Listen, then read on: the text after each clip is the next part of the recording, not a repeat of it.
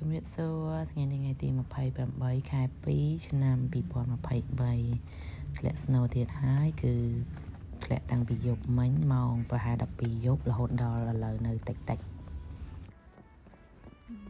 នៅប្តីខ្ញុំកំពុងតែឈូសស្នូនៅលើឡានឲ្យមុនទៅធ្វើការ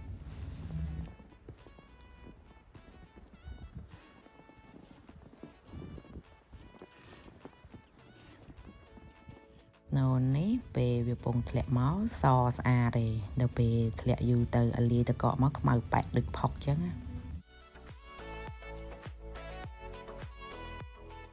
នេះទស្សនភាពតាមផ្លូវក្នុងក្រុងដែលខ្ញុំរស់នៅហើយតាមផ្លូវទៅធ្វើការនេះតាមផ្លូវឡានចឹងគេឈូសស្នូអស់មិនថាផ្លូវឡានឬផ្លូវដើរគេឈូសទាំងអស់កុំឲ្យដើរទៅល្អិលហើយឡានជិះទៅកុំឲ្យល្អិលគេឈូសឲ្យគេបាចអំបិលហើយនៅកន្លែងដែលខ្ញុំរស់នៅហ្នឹងគឺបើសិនជាធ្លាក់ស្នូប៉ុណ្ណឹងអីគេបិទសាលាអស់ហើយកូនខ្ញុំថ្នាក់ទី3សាលាគេមេសេចមកប្រាប់មុនពេលយប់ចឹងគេថាស្អែកអត់មានសាលាទេខ្លាចពិបាកដល់កូនសិស្សធ្វើដំណើរទៅរៀនចានេះគឺផ្លូវទូចទេល្បឿនគឺ30ម៉ាយក្នុង1ម៉ោង